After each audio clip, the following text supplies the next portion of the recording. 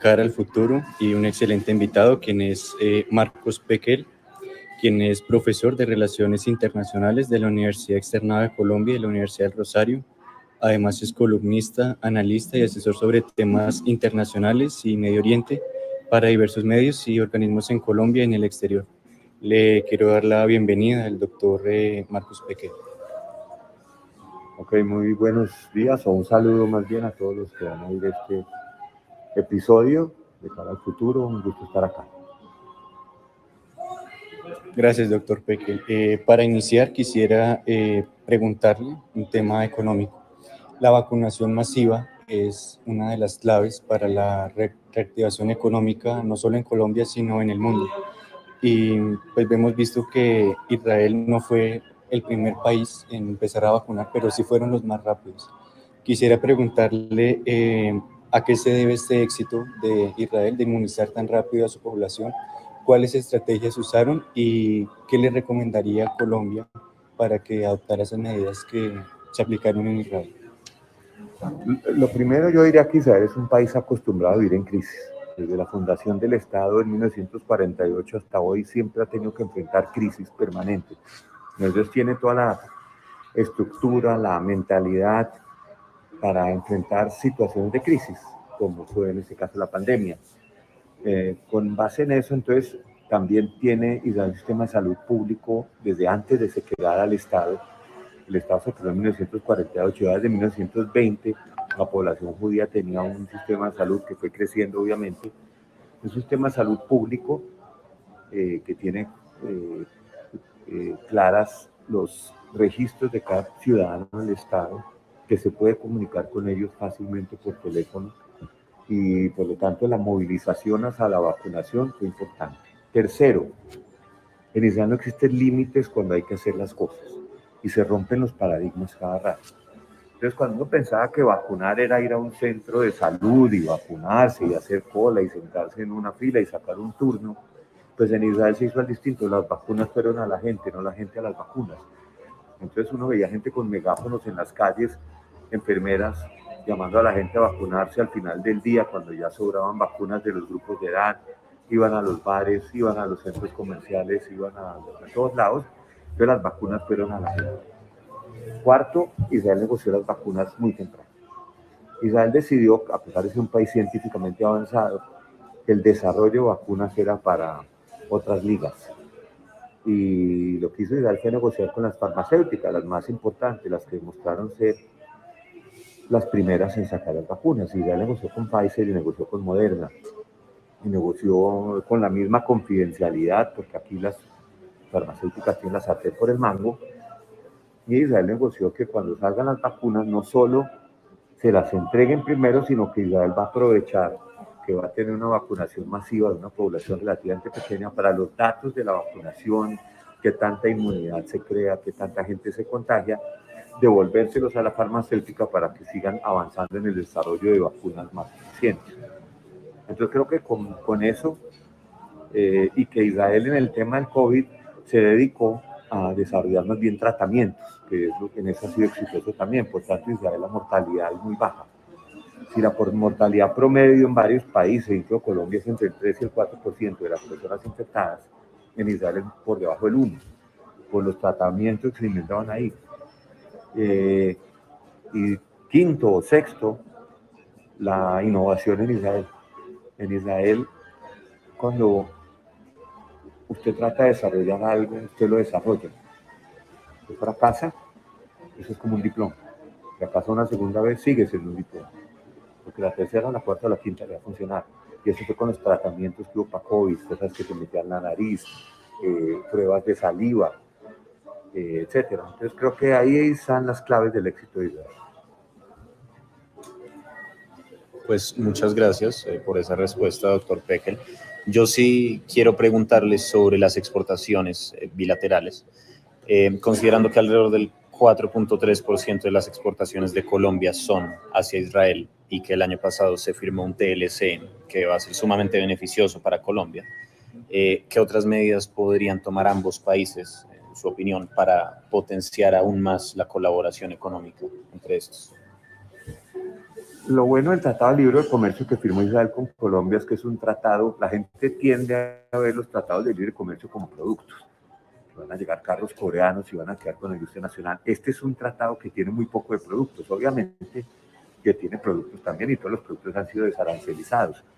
Pero lo importante de este tratado es la inversión, es la cooperación y joint ventures. Por eso se llama un tratado de libre comercio de segunda generación, donde las ventajas más allá de los productos que exporta Colombia e Israel, productos agrícolas, ganadería, carne, y lo que va a importar Colombia e Israel, es toda la posibilidad de hacer joint ventures que aprovechen otros TLCs. Por ejemplo, Colombia tiene un TLC con Estados Unidos, tiene un TLC con Canadá, mientras las cadenas globales de suministro se están reorganizando, ya que la gente quiere de pronto depender menos de China y de Asia, entonces le permite a Colombia, con un joint venture con Israel de alta tecnología, fabricar productos y enviarlos al mercado de Estados Unidos libres de arancel también, o al mercado de Canadá, incluso al mercado europeo. Y en el tema de innovación, la creación de empleo de calidad es un tema de que se habla mucho, es un cliché, pero no es tan fácil. Entonces ustedes van a entrar a la universidad, se van a graduar y ¿qué es lo que van a hacer? O los que estudian ingenierías o ciencias están encontrando. Hay en este momento un número importante de empresas colombianas que han logrado crear cadenas de valor importantes en tecnología, pero debe haber muchas más. Eso a Israel le va a servir y a Colombia le va a servir. Por eso creo que toca potenciar mucho la cooperación entre el sector público, el sector privado y academia. Y en eso Israel es líder también. Hay varias transformaciones que hacer, pero es indudable que el Tratado de Libre Comercio con Israel le abre a Colombia buenas oportunidades de crear empleo de calidad y abrir mercados de productos y de servicios que hasta ahora no tenemos. Doctor Pekel, yo quisiera preguntarle últimamente, hemos visto el ataque lanzado a Hamas hacia Israel. Quería preguntarle cuál es su objetivo y por qué lanza este ataque contra Israel y cómo fue la construcción de esa cúpula de hierro, ese sistema antidefensa de Israel. Ok, primero comencemos por la segunda pregunta. La cúpula de hierro es algo que Israel desde hace años, de los años, ve como necesario. No es algo reciente. Ya en los años 80 Israel era atacado con cohetes desde el sur del Líbano por parte de la OLP. Entonces Israel entendió que esos cohetes iban a mejorar, iban a ser más exactos, de más largo alcance y que tenía que desarrollar un sistema de interceptar. Entonces con la ayuda de Estados Unidos financiera y la capacidad tecnológica única que tiene Israel desarrolló el sistema de interceptación de misiles que es de verdad un avance importantísimo para la defensa del Estado. ¿Cómo funciona? Apenas sale un cohete de algún lado, hay un radar que lo detecta y de una vez hace seguimiento a la trayectoria. En muchos casos, como son cohetes que siguen una trayectoria lineal, pues ya se sabe dónde van a caer más o menos y solo se interceptan aquellos que van a caer en lugares habitados. Por varias razones. Primero, porque si se interceptan demasiado, se gastan y en un ataque masivo puede ser rebosado. Segundo, también por el costo. Pero aquellos cohetes que van a caer en ciudades, en colegios, en casas, se interceptan. Y Israel tuvo en el actual conflicto una rata de interceptación altísima. Lamentablemente, por los palestinos, para los palestinos que una organización como Hamas ha sido una desgracia. Yo soy fiel creyente que los palestinos tienen derechos, que debe haber un Estado palestino al lado de Israel, pero Hamas, que surgió en el año 87, no reconoce a Israel y en el año 2007 se tomó por la fuerza la franja de Gaza expulsando al gobierno legítimo y a la autoridad palestina. Y en vez de dedicarse a los 2 millones de palestinos que viven en Gaza, se ha dedicado a crear una infraestructura de guerra contra Israel. Y cada vez que hay una guerra como ahora, donde claramente Hamas fue el agresor, porque Hamas lanzó cohetes contra Jerusalén, contra la capital de Israel, y Israel tenía que responder, pues terminan sufriendo los palestinos de Gaza. Y yo sí puedo decir sin ningún problema que Gaza es si se dice que Gaza es una cárcel, el carcelero es Hamas. Antes que estuviera Hamas ahí no había bloqueo ni por parte de Israel ni por parte de Egipto. Es más, Hace muchos años no había ni siquiera una valla entre Gaza e Israel y centenares de miles de palestinos de Gaza todos los días iban a Israel a trabajar. Eso lamentablemente se acabó y los palestinos en Gaza están sufriendo los rigores de un gobierno, una organización terrorista que los tiene como rehenes en un enfrentamiento con Israel. Muchas gracias, doctor Pekel. Yo le quiero preguntar sobre un tema algo controversial que se ha visto mucho en las noticias globales. ¿Qué considera o qué le responde usted a todos los activistas? Me atrevería a decir yo que incluso que son levemente antisemitas, que dicen y acusan a Israel de ser un estado aparte. Israel no es un estado aparte. Israel tiene un conflicto con los palestinos, que es un conflicto político que esperemos se resuelva algún día. En lo que tiene que ver con la población de Israel, Israel tiene 2 millones de ciudadanos árabes, la mayoría musulmanes, que viven con iguales derechos que los ciudadanos judíos. Un presidente de Israel fue enviado a la cárcel desde la oficina presidencial por acusación de violación, y el que lo envió a la cárcel fue un juez árabe musulmán de la Corte Suprema de Justicia de Israel. El decano de la Facultad de Derecho más importante en Israel, la Universidad de Jerusalén, es árabe musulmán. Con eso no quiero decir que no haya problemas entre los ciudadanos árabes y los judíos, los hay, pero como los puede haber en Estados Unidos, como los puede haber aquí con los indígenas, con la población negra, como los hay en la India entre musulmanes e hindúes, y como los hay en distintos países donde a veces la convivencia entre los grupos étnicos religiosos no necesariamente siempre es armónica. Los árabes en Israel participan en las elecciones, tienen autonomía completa en el manejo educativo, tienen representación en el Parlamento de Israel, hacen parte de la selección de fútbol de Israel, son los mejores jugadores, y creo que definir eso como apartheid es absolutamente contrario a los hechos. Con lo cual, repito, no quiere decir que no haya problemas, pero son problemas, no quise decir normales, pero que existen en otras sociedades también. Gracias, doctor Pekel. No, y yo estoy completamente de acuerdo. Han salido en repetidas ocasiones políticos, incluso activistas de derechos humanos sudafricanos, a decir que esas acusaciones son irrisorias y no tienen nada de real.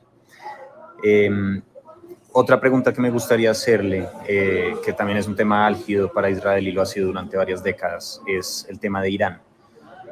¿Qué opina usted de Irán y qué soluciones ve usted para el problema con Irán? Es un problema lamentable, la verdad, porque Irán y Israel deberían ser amigos y no enemigos. A empezar, son pueblos antiguos, con una continuidad histórica, miles de años en la zona. Son civilizaciones también muy antiguas, muy formadas, muy importantes. Y Irán e Israel no tienen fronteras, no deberían tener ningún conflicto.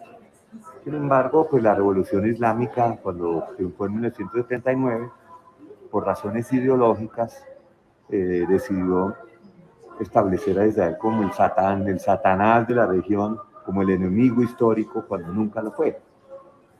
Y eso hace la situación muy difícil porque Irán apoya a organizaciones que sí han atacado a Israel, como Hezbollah en Líbano, el mismo la Yihad Islámica. Jamás en su momento trató de desligarse de Irán, pero no puede.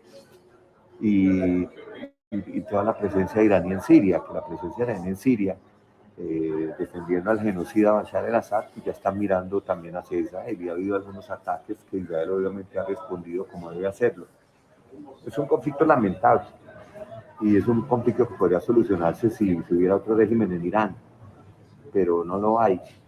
Y permitir que Irán, que es el único país del mundo que se le permite permanentemente amenazar a otro con destrucción, como lo hace el líder supremo cada rato, pues Israel no puede permitir que Irán tenga armas nucleares. Ahora,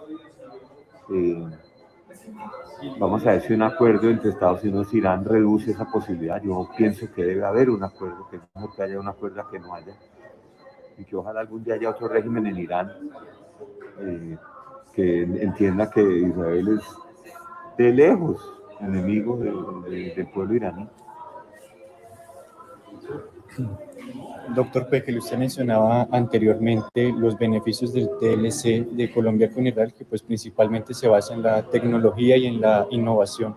Quisiera preguntarle cómo el Estado de Israel puede ayudar, por ejemplo, a La Guajira con tecnología. No me gusta la palabra ayudar, tal vez cooperación, pues obviamente en La Guajira hay problema de agua.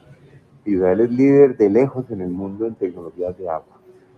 Desde las plantas desalinizadoras, que son una cosa demasiado grande, eso no, son proyectos gigantescos, enormes. Israel, que siempre tuvo problemas de agua, tiene hoy en día 12 plantas desalinizadoras, 6 activas y 6 en construcción, con lo cual puede producir agua para todo el Medio Oriente, no solo para Israel. Israel ya le está dando agua a los palestinos, a Jordania y tal vez a Egipto. Pero hay otras tecnologías más económicas, como hacer agua del aire. Yo estuve hace poco en Yopal, donde mostraron una máquina de tecnología israelí. Está ahí en la mitad de la nada, desconectada a la electricidad, y de la humedad del aire saca agua por una llave y uno se la toma. Esta tecnología de agua para La Guajira, que tiene problemas de agua, es sumamente importante, y creo que quizás ya está en este momento colaborando con La Guajira, no sé si con la gobernación a nivel del Estado, para sacar agua y tratar de enfrentar esa escasez de agua que hay en La Guajira, y creo que la tecnología israelí es clave para eso. Muchas gracias, doctor Pekel. A mí me gustaría preguntarle, en materia de seguridad, pues considerando que Israel y Colombia han tenido una historia relativamente agitada, pues con el terrorismo, insurgentes, etcétera. En materia de seguridad, ¿qué puede Colombia aprender de Israel y viceversa? Pues hay una cooperación estrecha ya.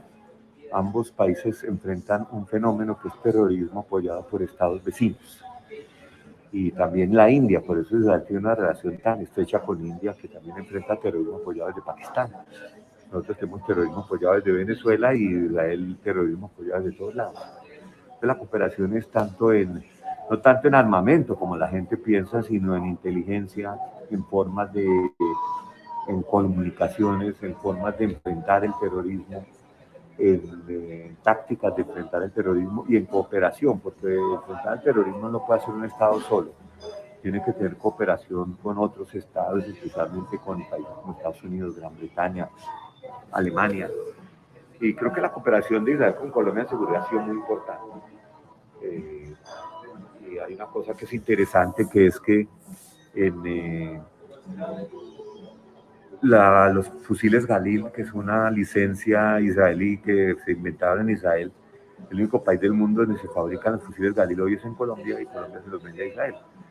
Y es una licencia que tiene Indumil. Pero la cooperación ha sido en muchos ámbitos, muchos que yo no conozco obviamente, pero es en cómo enfrentar el terrorismo, y eso es un fenómeno complejo, y el terrorismo aliado, además aliado con la criminalidad, con el narcotráfico y con otras formas, con el lavado de activos. La presencia de Hezbollah en Venezuela es conocida, eso es una amenaza para Colombia, una amenaza para todo el continente, y obviamente ahí se debe estar haciendo lo necesario para evitar que eso se convierta en un problema mayor. Gracias, doctor Pekel. Pues en efecto, la mayoría de los colombianos ven a Israel como un aliado, porque pues Israel es un estado decente. Y pues la cooperación, como usted lo mencionó, lleva varias décadas en el lugar. Usted mencionó el tema de Venezuela, que ellos apoyan el terrorismo colombiano. A mí me gustaría preguntarle algo que puede sonar algo descabellado. Sin embargo, desde su punto de vista, ¿qué posición y qué medidas puede tomar Colombia para apoyar a Israel en el tema de Irán? ¿Y qué medidas puede tomar Israel para apoyar a Colombia en relación con Venezuela? Y no solamente pues, en materia de seguridad. Pues yo creo que en el tema del apoyo diplomático es muy importante. Israel sufre mucho en los centros multilaterales. Israel permanentemente recibe, por ejemplo, mire, el Consejo de Derechos Humanos, que eso es un circo. Estoy dándole un piropo. Ayer mismo ya decidió investigar la guerra de Israel contra Hamas ahorita, y con Siria no, con Rusia no, con los uigures no, con Myanmar no, con Etiopía tampoco, pero con Israel sí. Y eso es inmediato. Israel sufre en los centros multilaterales por votos automáticos desde hace muchísimos años. Ha mejorado. Entonces el apoyo diplomático que Colombia viene dándole a Israel es importante y creo que ese debe seguir siendo la forma en que Colombia colabora con Israel en el tema de Irán. Hay que aislar a Irán en sus actividades desestabilizadoras en la región del Medio Oriente y lograr que Irán detenga su programa nuclear armamentístico, y para eso el apoyo diplomático de Colombia es importante.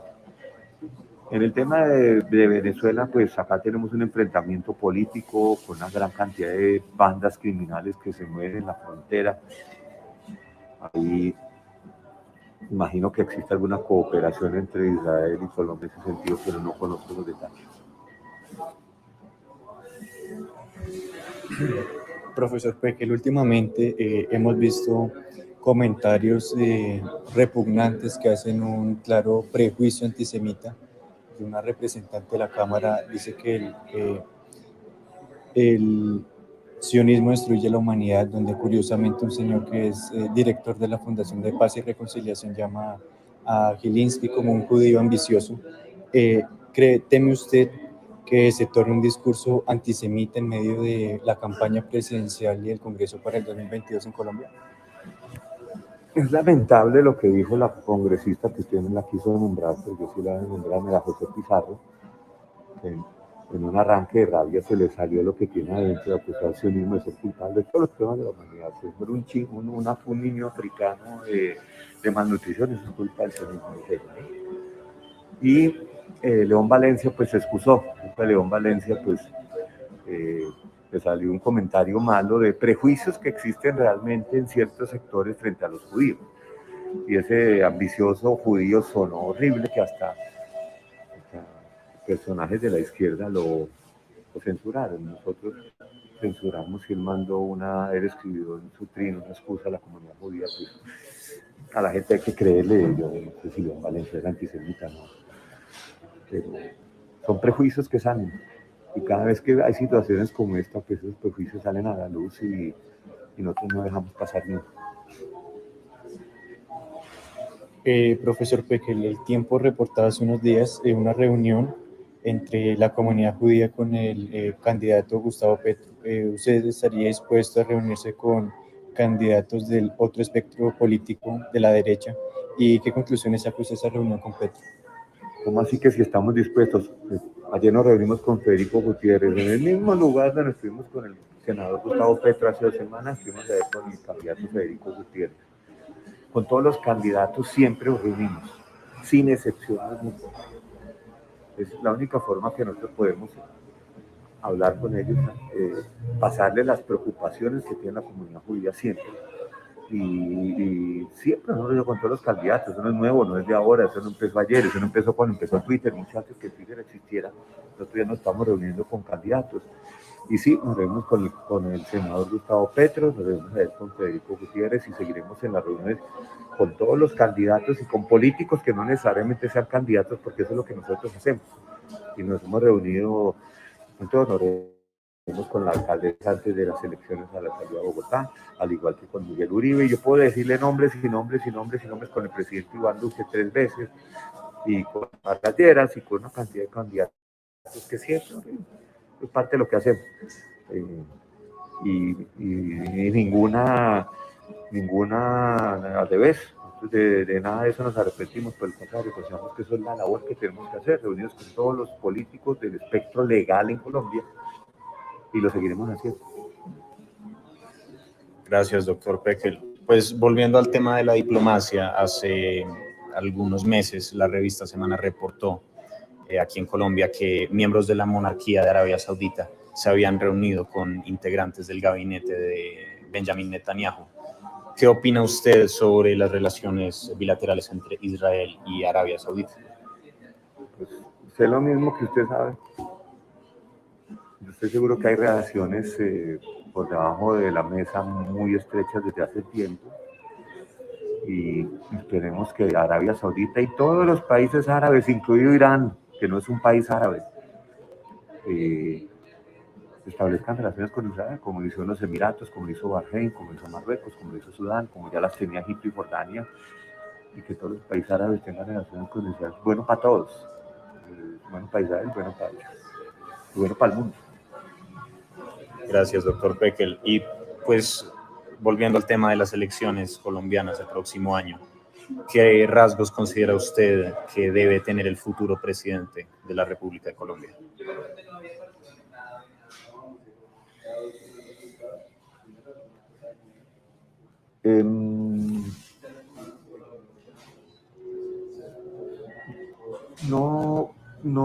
No. Tiene que ser un presidente que una. No sabría de qué partido debe ser o qué no partido debe ser. Colombia es un proyecto en construcción todavía, construcción de nación y Estado. Llevamos 200 años en esa. Cada presidente que ha tenido Colombia ha hecho su aporte a ese largo proceso de construcción de nación, construcción incluso de identidad. Y el presidente que elijan los colombianos es el que va a tener que seguir en ese proceso. Y es el que gane las elecciones en mayo de 2022. Y será esa la persona que tendrá en sus manos continuar el proceso, solucionar los temas álgidos de la agenda, las desigualdades que existen en Colombia, mejorar el sistema tributario, darle más oportunidades a los jóvenes que se gradúan de las universidades a conseguir empleos que no sean de sueldo mínimo. Y eso no se hace en un día ni se hace en 4 años. Necesitamos eso, un presidente que entienda que sus 4 años son para seguir poniendo otro ladrillo más en la identidad y en el Estado y en la sociedad colombiana para seguir avanzando. En 200 años hemos avanzado mucho y nos falta mucho todavía. Gracias, doctor Peckel. Le voy a presentar, o pues le voy a nombrar a 3 políticos relevantes en la política colombiana actual. ¿No? Bueno. Y otra de las preguntas, considerando que la anterior prefirió pues, no responderla, es qué medidas o qué pasos puede seguir la juventud colombiana, que es la que más activa está en redes, para ayudar, digamos, en la mentalidad comunitaria de Colombia al Estado de Israel. No sé si me explico. No sé si al Estado de Israel.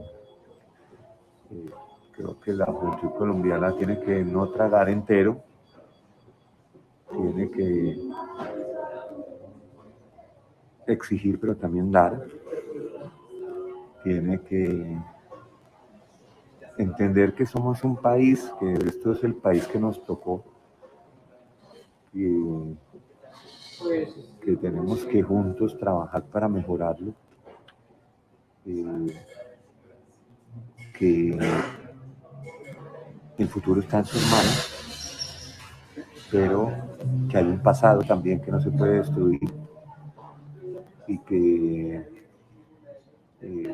en últimas hay que pensar más en darle al Estado que recibir del Estado. Como dijo John Kennedy en su momento, no preguntes lo que tu país puede hacer por ti, sino lo que tú puedes hacer por tu país.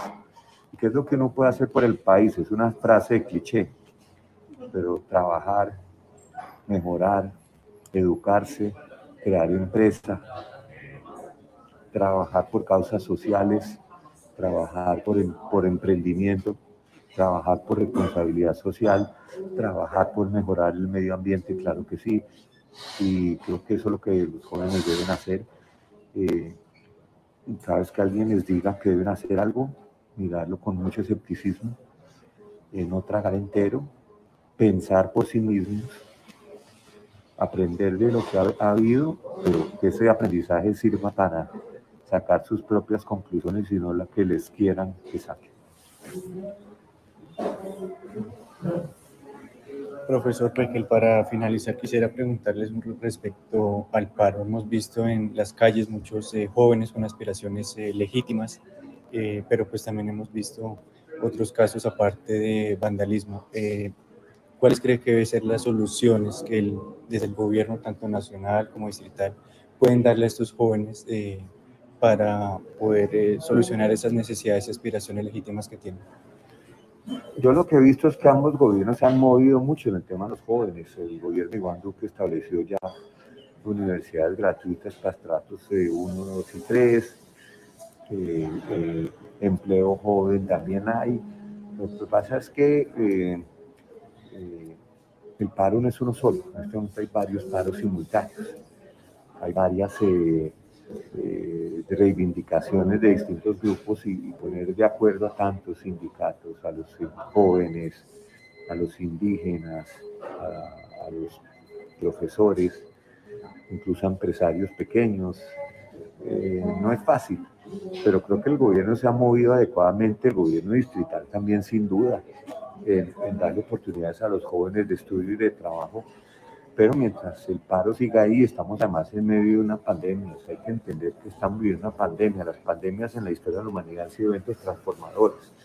Nosotros estamos en la mitad de la pandemia, no hemos terminado todavía ese. Y es esperar que lamentablemente el movimiento estudiantil, yo lo conocí, pues yo estoy en la Universidad Nacional, por razones que habría que analizar, siempre ha sido víctima también de violencia, de vandalismo, de infiltraciones, y por alguna razón la protesta pacífica en Colombia no ha podido, digamos, ser siempre pacífica, y eso no deja de generar inconvenientes, pero obviamente que la gente que está en la calle, muchos de los que están en la calle tienen reivindicaciones legítimas, que el Estado está viendo cómo responde a ellas, creo que lo está haciendo, y creo que al final del día pues uno lamenta la destrucción, lo que pasó en Cali, el maltrato a la fuerza pública que no debería ser tolerado bajo ninguna circunstancia. En cualquier país del mundo atacar a un policía, insultar a un policía es un crimen mayor. Aquí, por alguna razón de narrativas erróneas, parece que algunos sectores consideran la fuerza pública como enemigo. La fuerza pública es el único que nos va a proteger a nosotros, va a proteger su casa, su colegio, la mía, y es importante que esa narrativa de que la fuerza pública es el malo del paseo sea erradicada de manera inmediata. Y bueno, estamos en una situación difícil y yo espero que logramos superarla, tanto la pandemia como el paro, y que el paro y después el país se dedique a construir un país mejor, que son lo que muchos están exigiendo en el paro, pero que sus reivindicaciones están siendo acalladas por la violencia y el vandalismo de algunos pocos. Bueno, doctor Pekel, y pues para finalizar mi ronda de preguntas, a mí me gustaría preguntarle en qué felicita al actual gobierno de Iván Duque. Yo creo que el gobierno de Iván Duque ha hecho muchísimas cosas buenas y realmente ha oído a la gente. El gobierno de Iván Duque ha introducido reformas importantes en la educación. Cuando fue la primer paro en el 2019, se establecieron unos montos altísimos para la educación pública y la educación privada para que los jóvenes puedan acceder a ella. Y el gobierno de Iván Duque ha promovido la economía de innovación, la economía naranja, la economía de emprendimiento. Y creo que eso ha sido muy importante. Me parece que el Sistema Nacional de Vacunación ha funcionado bien, muy bien, dentro de las limitaciones que tiene un país como Colombia, un país de ingreso medio. A nosotros ni nos ayudan porque no somos lo suficientemente pobres, ni somos lo suficientemente ricos para poder hacer lo que hicieron un país de comprar 1.000 millones de vacunas más de las que necesitaban. Me parece que el Plan Nacional de Vacunación ha funcionado de manera bastante bien, tal cual estaba planeado, que las vacunas están llegando, que se está vacunando a la gente. Me parece que ha sido un gran éxito del gobierno el plan de vacunación. Me parece que el gobierno de Iván Duque ha sido muy respetuoso de la protesta, ha sido muy respetuoso del derecho de la gente a manifestarse, y lamentablemente pues el ruido que se produce por ciertos sectores no hacen ver, digamos, que ese gobierno es un gobierno que ha hecho muchísimas cosas buenas y que eventualmente serán reconocidas, a mí no me queda duda. Bueno, profesor Peque, le agradezco su tiempo y pues damos acá por finalizado esta serie de podcast. Muchas gracias por haber aceptado nuestra invitación y no sé si quieren unas palabras finales para este podcast. No, pues como les dije, en manos de ustedes está el futuro, pero entiendan que hay cosas hechas, que no hay que construir destruyendo, sino construir sobre lo que hay. Y pues les deseo la mejor de las suertes. Ustedes están comenzando ahora su vida, salen del colegio, entran a la universidad y salen de la burbuja de sus casas y bueno, ahí van a tener el sabor de lo que es vivir en este país. La mayoría